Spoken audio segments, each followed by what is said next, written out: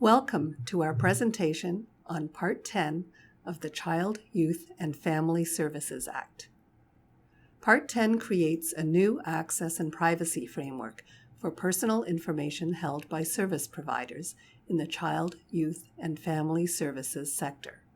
In this video, we'll provide an overview of these new rules, which take effect January 1st, 2020. In the next few minutes, you'll learn about the new privacy and access rights for individuals when it comes to their personal information, and the new rules service providers must follow when collecting, using, and sharing their clients' personal information. But first, a bit about us.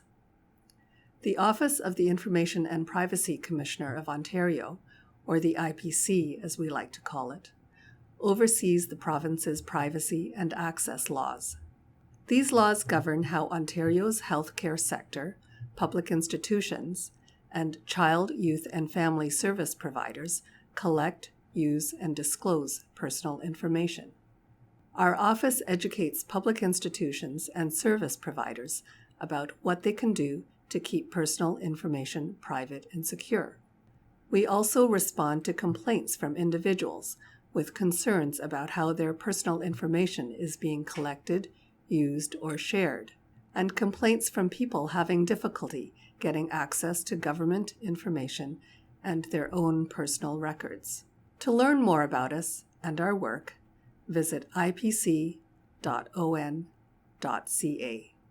Part 10 of the Child, Youth, and Family Services Act creates new rules around access and privacy in the child, youth, and family services sector.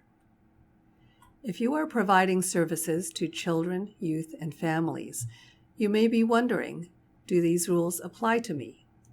In general, Part 10 applies to service providers who are funded or licensed under Ontario's Child, Youth, and Family Services Act.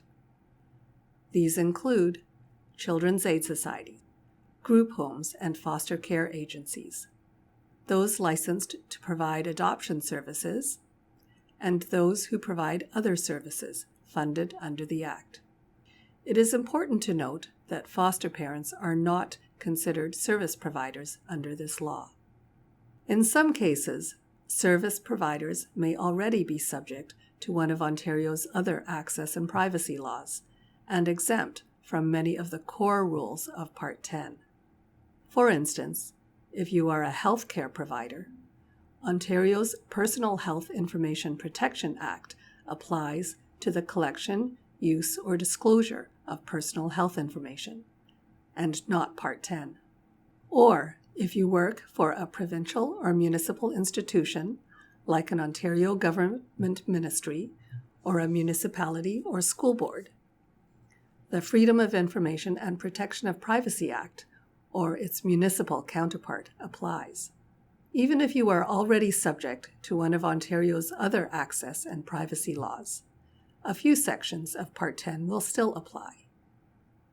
These sections concern things like sharing personal information for planning and managing services. For more details on these sections, consult the IPC's Guide to Part 10, which is available on our website.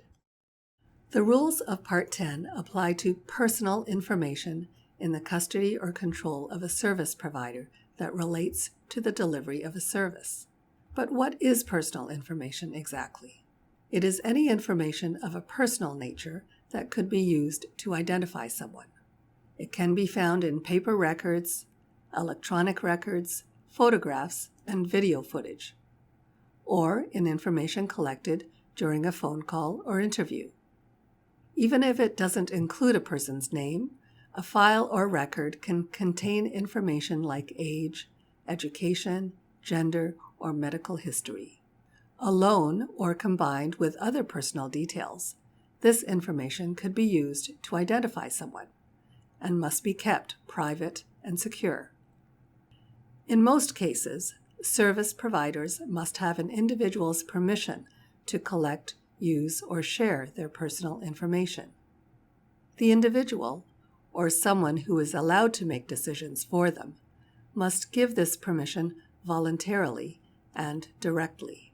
A person of any age can give, withhold, or withdraw consent for the collection, use, and disclosure of their personal information, as long as they are capable.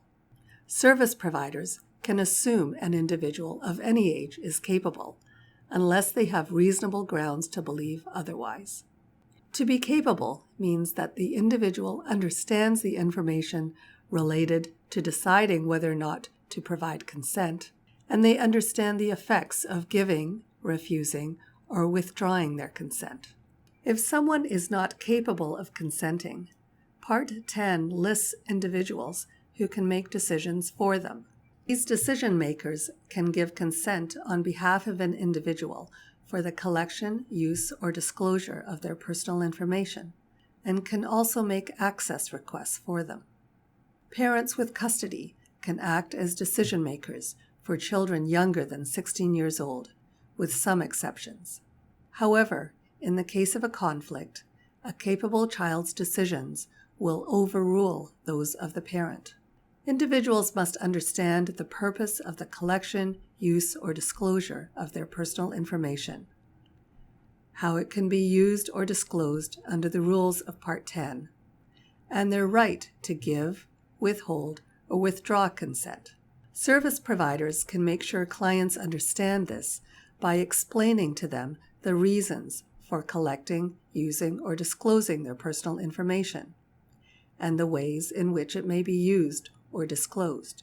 They can also direct them to their organization's Statement of Information Practices that explains what information is collected, used, and disclosed, and for what purposes. This statement must be readily available on a website or in other public-facing materials like posters or brochures, and should be written in easy-to-understand language. It must include information about how individuals can request access or a correction to their personal information, and how they can submit a complaint to the service provider or the IPC if they have concerns about how their personal information has been handled. In some cases, it may not be possible to obtain consent from an individual to collect, use, or disclose their personal information. What then? Generally, a service provider is permitted to collect personal information without consent if it is necessary to provide a service and it is not possible to obtain consent quickly enough, or if the information is needed to assess, reduce, or eliminate a risk of serious harm to a person or group, or the service provider is a children's aid society collecting information from another society to assess, reduce, or eliminate a risk of harm to a child. Service providers can use personal information without consent if it's for the purpose for which it was collected or created. For example, an intake worker receives personal information from someone signing up for a service and then shares it with a case manager. As the information is being used for the purpose for which it was collected, to provide a service, the individual's consent is not needed to use it. Service providers can also use personal information, even if an individual has instructed otherwise, when it is necessary to assess, reduce, or eliminate a risk of serious harm to a person or group. They can also use personal information without consent for planning, risk management, or other activities aimed at improving or maintaining service quality. Service providers can also disclose personal information without consent in some situations, which include law enforcement investigations or cases where it is necessary to assess, reduce, or eliminate a risk of serious harm to a person or group. Children's aid societies can share personal information with each other or with child welfare authorities outside Ontario if it is needed to assess, reduce, or eliminate a risk of harm to a child. Personal information is sensitive and must be protected at all times to safeguard the privacy of clients. When thinking about how best to protect records, consider the sensitivity of the information they contain, the number of people in your organization who may need access to the records, and any potential threats or risks associated with how the information is being kept. Safeguards could include administrative measures such as privacy policies, confidentiality agreements, and training for staff. They can include technical defenses like passwords and encryption, or controlling access to locations where personal information is stored. No matter what protections are in place, they need to be reviewed regularly to ensure they continue to be effective. As part of their efforts to protect personal information, service providers should also have a privacy breach protocol in place. A privacy breach protocol details the steps to take if personal information is stolen or lost, or collected, used, or disclosed without authority. Key steps to take when a privacy breach is discovered include containing the breach by recovering and securing any information that has been disclosed and making sure copies have not been made, and changing passwords or shutting down computer systems to ensure other personal information is not affected. Service providers must notify individuals whose personal information has been compromised, and in some cases, they must also notify the Ministry of Children, Community and Social Services and the IPC. You can refer to the IPC's guide to Part 10 for more details on what to do when there is a privacy breach. Service providers must make sure that records containing personal information are stored, transferred, and disposed of securely. They must also have an up-to-date records retention policy. This policy should clearly set out the types of records the organization holds, categorizing them based on the sensitivity of personal information they contain, and stating how long records will be kept and how they will be destroyed. The policy should also explain how records will be stored or transferred if the service provider ends its operations. To learn more about best practices in this area, take a look at the IPC's video on records and information management, available on our YouTube channel. Poor records management can not only jeopardize the privacy of personal information, it can also affect an organization's ability to respond to requests for access to records of personal information. Under Part 10, clients of any age have the right to request access to records of their personal information held by service providers. Service providers cannot charge fees for these access requests and must respond within 30 days in most cases. Service providers are required to help clients with requests that do not contain enough detail to track down records. For these timelines to apply, and for clients to be able to file a complaint with the IPC, requests must be in writing. Service providers must also provide the IPC with annual statistics on the number of access requests they receive and how long it takes to respond to them. More details about the kinds of statistics to track and when to submit them is available in the IPC's guide to Part 10. In certain cases, service providers can refuse an access request or only release part of a record.